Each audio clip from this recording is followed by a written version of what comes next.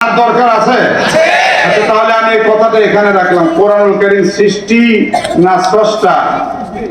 আমি আপনাদেরকে এই প্রশ্নের জবাব একটু পরে দিচ্ছি। বাকারা থেকে আমরা এই প্রশ্নটা টেনে বের করলাম। এই সূরাতুল বাকারা 271 নম্বর আয়াত আমি আপনাদের সামনে তেলাওয়াত করেছি। এই আয়াতের সরল তর্জমা শুনলে আপনি বুঝতে পারবেন যে রেজাউল করিম হুজুর, আপনি 1 বছর পরে এসে আমাদেরকে এই ওয়াজ শোনান শুরু করলেন। জি, এমন একটা ওয়াজ আমি আপনাদের সামনে এখন তুলে ধরতে চাচ্ছি কোরআন দিয়ে, যা আপনি জানেন, ছোটকাল থেকে শুনে আসতেছেন এমন কথা, কিন্তু যে কথার মধ্যে আরো অজানা অনেক বিতর্কিত প্রশ্ন রয়ে গেছে। জানা কথা কিছু অজানা পাঠ আমি আপনাদের সামনে তুলে ধরবো। এই কথাটা আমি স্টেজে বসে একটু আগে আমি গবেষণা করে বের করলাম। আমি কয়েক মিনিট চিন্তা করলাম যে কি বলা যায়। সেটা হলো, আমাদের দেশে এক শ্রেণীর মানুষ আছে, দেখবেন ওরা বলে থাকে যে আমি যা দান করব গোপনে করব, প্রকাশ্যে আমি দান করব না। এরকম বলে না? বলেন বলেন বলেন, বলে না বলে না? আমি কোরআন দিয়ে বলছি, ওই লোকটার ভিতরে যদি এই বিশ্বাস সৃষ্টি হয় যে আমি যা দান করব গোপনে করব, প্রকাশ্যে করব না, প্রকাশ্যে করা ঠিক না, এরকম চিন্তা যদি তার ভিতরে ঢুকে থাকে, প্রকাশ্যে করা ঠিক না, প্রকাশ্যে করা খারাপ, তাহলে তার ঈমানের ঝামেলা হয়ে যাবে। বলবেন হুজুর কেন? দেখেন সূরা বাকারা 271 নম্বর আয়াত, আল্লাহ কি বলছেন?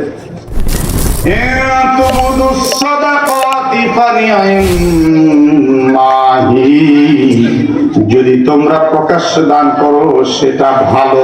কেমন ভালো? একজন ব্যক্তি যদি প্রকাশ্যে দান করে আর তার দেখা দেখি তার পিছনে যদি সবাই দান করতে থাকে, আল্লাহ ওই প্রথম ব্যক্তিকে দানের যে সওয়াব দেন, তার সওয়াব তো সে পরিপূর্ণ পাবে, আর তার পিছনে যত মানুষ দান করবে সব মানুষের দানের ফজিলতের সওয়াবটাও আল্লাহ তাকে দান করে দিবে। তাহলে কোরআন কি বললো? প্রকাশ্যে দান করা ভালো। জোরে বল না, প্রকাশ্যে দান করা।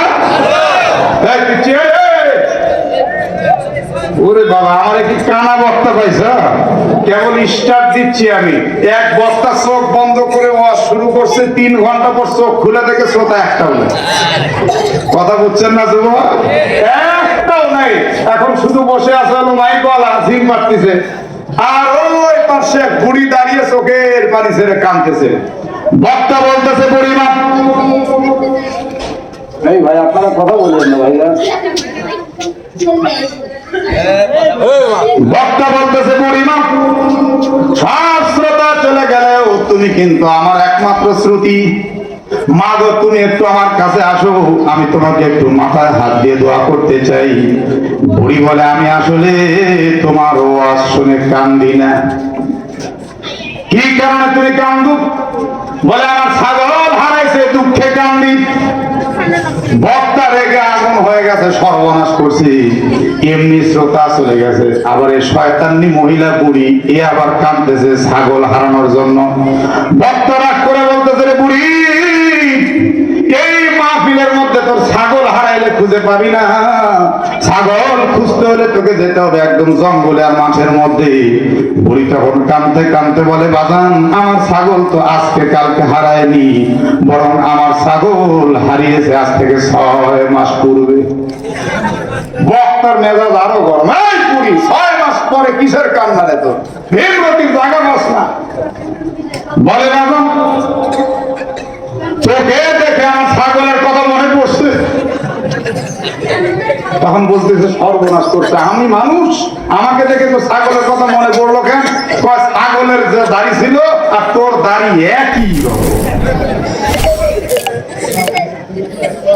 মানুষ খালি সমানে জমতেছে, আসতেছে, জায়গা হচ্ছে না, পিচ্ছি উঠে চলে যাচ্ছে। সাহস কত দেখেন তো?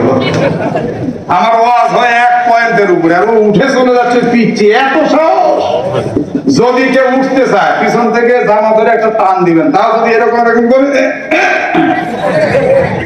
যুবকেরা কথা কয় না রে, পারবা না, পারবা না।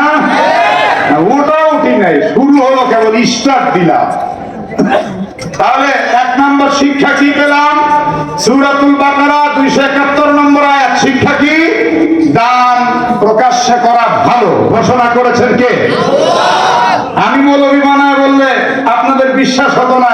আমি কোরআন পড়ে বললাম, তাহলে যে সমস্ত ভাইরা বলে আমি গোপনে দিব, প্রকাশ্যে দিব না, তারা একদম ভুলের মধ্যে আছে। তাহলে এখন প্রশ্ন, যদি গোপনে দিই হুজুর কি হবে, হবে কি হবে না?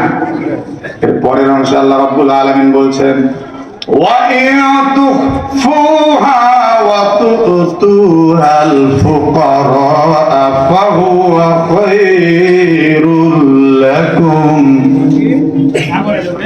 যদি ফকিরদেরকে গোপনে তোমরা দান করো, তাহলে তো ওই প্রকাশ্য করার চাইতে উত্তম হবে।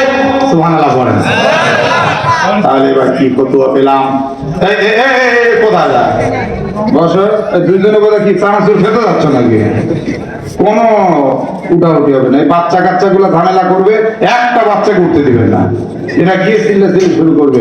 আর মাদ্রাসার বারান্দার কথা বন্ধ করে দেন। বারান্দা যারা কথা বলছেন, অল্প কিছুক্ষণ আমি কথা বলবো, এর মধ্যে কোনো টু শব্দ সাউন্ড চলবে না। কথা কর ঠিক কিনা? অলরেডি কিন্তু প্রশ্ন একটা আমার থেকে গেল এদিকে, কোরআন সৃষ্টি না স্রষ্টা, মনে আছে না?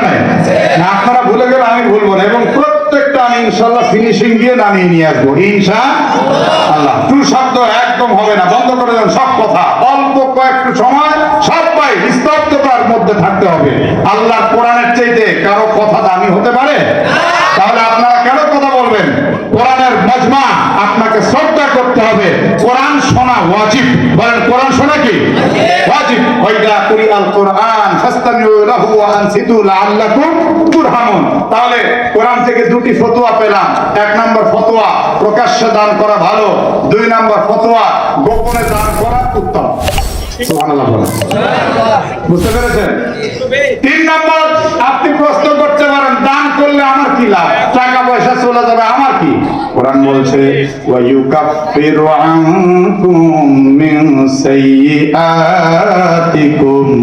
দান করলে রব্বুল আলামিন বান্দা বান্দীদের পিছনে সব গুনাহগুলো ক্ষমা করে দেয়। শুধু তাই নয়, আল্লাহর নবী হাদিসের মধ্যে বলেছেন, আস-সাদাকাতু তারুদ্দুল বালা। দান সদকা করার দ্বারা আল্লাহ রাব্বুল আলামিন বালা মুসিবত দূর করে দেন। আরে সুবহানাল্লাহ বলেন। দান করলে রোগ শোক থেকে মুক্তি পাওয়া যায়। দান করলে মহান রব্বুল আলামিন পরকালে তাকে আরো শান্তি দেন। বুখারী মুসলিম মিশকাত শরীফের মধ্যে হাদিসটা নকল করা হয়েছে। কাল কিয়ামতের ময়দানে আল্লাহ তাআলা কিছু কিছু বান্দাদেরকে ডাক দিবেন, এইদিকে আসো, এইদিকে আসো। বান্দারা আসবে, বলবে আল্লাহ ডাকলেন, বলে এই যে উহুদ পাহাড় সমান সওয়াব তোমাকে দিলাম, এই সওয়াব নিয়ে এই মুহূর্তে তুমি জান্নাতে চলে যাও। বুখারী শরীফের সারা নাসরুল বারীর মধ্যে উল্লেখ করা হয়েছে, উহুদ পাহাড়টা কতটুকু যারা হাজী সাহেব হজ করতে গেছেন তারা স্বচক্ষে দেখেছেন। আল্লাহ আমাকেও স্বচক্ষে দেখিয়েছেন। উহুদ পাহাড়টা কিন্তু সাধারণ কোন ছোট মোটো পাহাড় নয়। উহুদ পাহাড়টা 9.5 কিলোমিটার প্রশস্ত পাহাড়।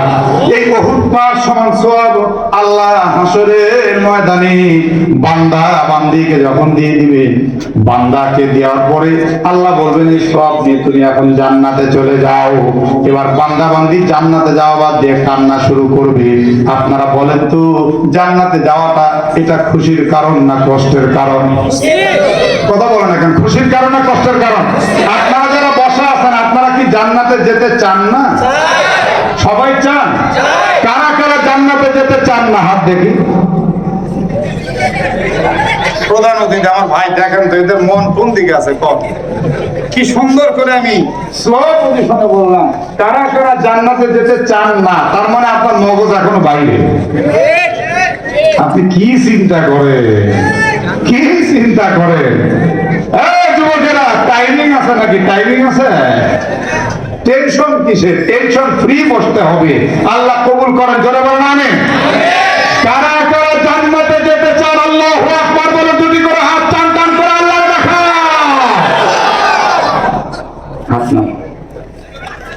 কিন্তু জান্নাতে যেতে গেলে একটা শর্ত আছে ভাই, মরা লাগবে। জোরে এখন কি করা লাগবে? জীবিত অবস্থায় কেউ জান্নাতে যেতে পারবে? বলেন তো, কোন নবী এখনো জিন্দা আছে? এই দেখেন রে, কি সুন্দর ছোট ছোট বাচ্চারা বলতেছে ঈসা নবী। এক আওয়াজে বলেন কোন নবী?